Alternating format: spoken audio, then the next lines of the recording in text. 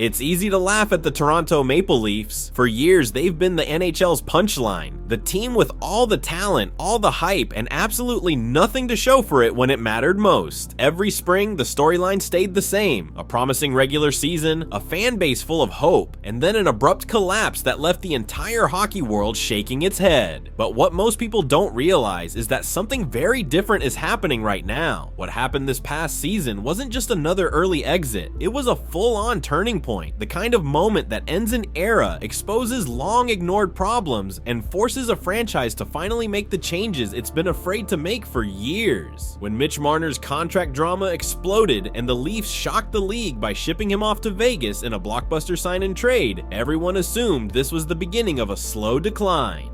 Here we go again, people said. Whoa, same old Leafs. But what if the exact opposite is true? What if this painful moment isn't the beginning of another disappointment, and is actually the start of something completely new, and much more dangerous than people realize? Today we're going to break down how Toronto got to this point, why the Marner trade could end up being the best thing that ever happened to this team, and why their future might be way brighter than anyone outside the city is willing to admit. No one expected the 2024 postseason to end like this. The Leafs entered the playoffs riding a wave of momentum they hadn't felt since the early days of the Matthews era. They had finally built a roster that felt complete. Balanced defense, more depth up front, and a system that actually seemed sustainable. They ran through the regular season and managed to secure the top spot in the Atlantic Division for the first time in 25 years. Even the most cynical fans had to admit it felt different. But all it took was 7 brutal games against the Florida Panthers to remind everyone of how quickly it can fall apart. Toronto exploded out of the gate with a 2-0 series lead and looked like they had cracked the Panthers' code. But then something flipped. Florida started dictating the pace, dominating the forecheck, and pushing Toronto into uncomfortable positions all over the ice. By the time Game 7 rolled around, the Leafs looked rattled and completely disconnected. They were outshot 21-0 to start the game. 21-0 on home ice. It wasn't just a loss, it was a full-on collapse, one that proved once and for all that something major needed to change. For the first time since this core was assembled, even die-hard fans agreed that the window had officially closed. That's when the Mitch Marner situation exploded. His contract negotiations had been looming in the background for months, but after the Florida series, they became the main storyline. Weeks of rumors, stalled meetings, and anonymous reports sent the fan base into a panic. Would Toronto really move on from a hometown superstar? Nobody thought it would actually happen, until it did. Marner signed an 8-year, $96 million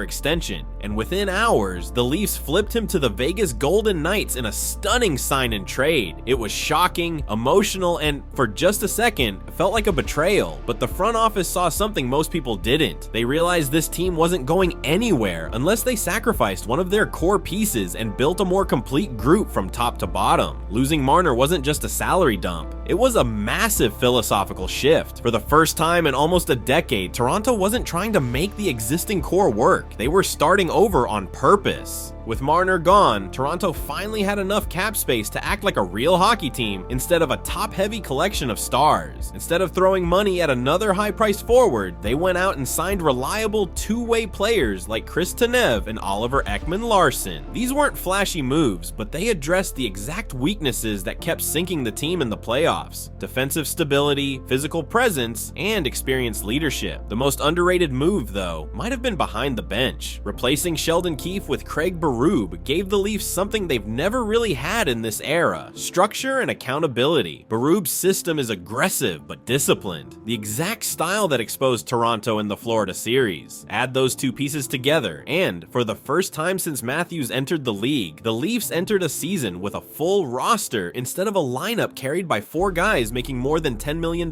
each. The transformation didn't take long to show up on the ice. Toronto started the season on a tear, building on the chemistry that had developed late in the previous campaign and leaning on their new deadline acquisitions. Games that they used to lose in the past, late collapses, physical matchups, chippy road games, started turning into gutsy wins. Matthews continued to dominate, but the biggest difference was how often Toronto's bottom 6 stepped up in key moments. One of the first big statements came early in the year when they beat the Bruins in Boston, outshooting them 40-27 and scoring 2 late goals to seal the win. It wasn't flashy, it was just mature, something Toronto teams of the past had never been able to pull off. When they clinched the Atlantic Division title for the first time in 25 years, it didn't even feel like a surprise. It felt like they finally figured out how to win hockey games the right way. But even with all the momentum, there was still one question nobody could answer. How would they hold up in the playoffs with everything on the line?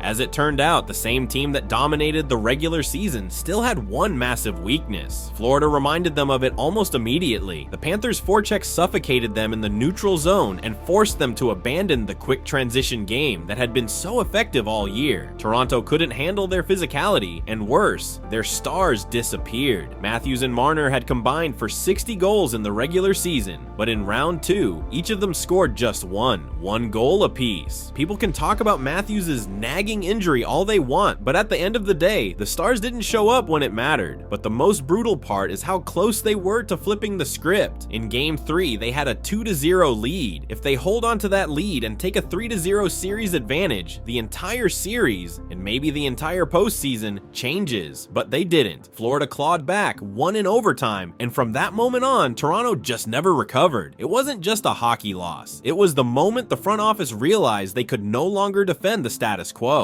The Marner situation didn't quietly resolve itself, it blew up. Weeks of tense negotiations, conflicting reports, and heavy media pressure created one of the most chaotic offseason storylines the Leafs have ever seen. One day it looked like a deal was done, the next day insiders were saying he was being shopped. The fan base was split, and even former players publicly questioned whether the Leafs could ever win with the same core. Then it happened. Marner signed an 8-year, $96 million extension, and just hours later he was flipped to Vegas in a stunning sign and trade. At first it looked like a disaster, trading away their best playmaker with no clear replacement in sight. But what most people missed in their emotional reaction was that this was exactly the pivot Toronto needed to finally move forward. More than anything, the trade gave the Leafs something they've never had in the Matthews era: true cap flexibility. Instead of being trapped in a top-heavy lineup built around 4 massive contracts, they suddenly had the ability to build a balanced, playoff-ready roster with depth at every position. It's the same blueprint Tampa, Colorado, and Vegas used before winning the Cup, sacrificing one star to create a more sustainable, championship-caliber structure. Fans saw a superstar leaving. The front office saw a real championship window finally opening. And they didn't waste it. The first big move was acquiring Matias Maccelli from Utah, a 57-point player just a year ago who's still just 24 years old. A low-risk, high-upside gamble that instantly made the Leafs more dynamic up front. Then came the extensions. Nick Robertson back on a sensible deal. And most importantly, John Tavares signing a shockingly team-friendly contract to stay in Toronto and help guide the next wave of talent. Gone are the days of 4 guys eating up 50% of the cap. This new version of the Leafs has flexibility, it has competition, it has room to grow, and that's the key. For the first time in years, Toronto enters a season not as the same old core trying the same formula, but as a new team with a new identity and guys fighting every single night to earn their spot. Internally, it's already shifted the tone of the locker room. Externally, most people haven't realized how much more dangerous that makes them.